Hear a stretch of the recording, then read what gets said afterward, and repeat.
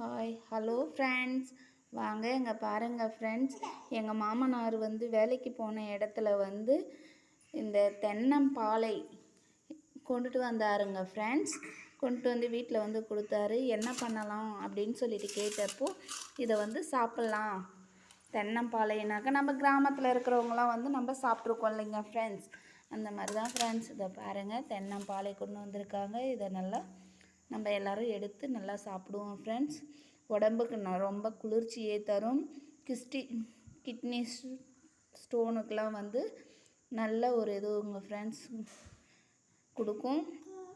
அது இல்லாமல் நம்ம உடம்பு சூட்டையும் தணிக்கும் ஃப்ரெண்ட்ஸ். அந்த மாதிரி அப்புறம் நம்ம கர்ப்பப்பை பிரச்சனைகளை தீர்க்கக்கூடியது தாங்க ஃப்ரெண்ட்ஸ் இந்த தென்னம்பாலை.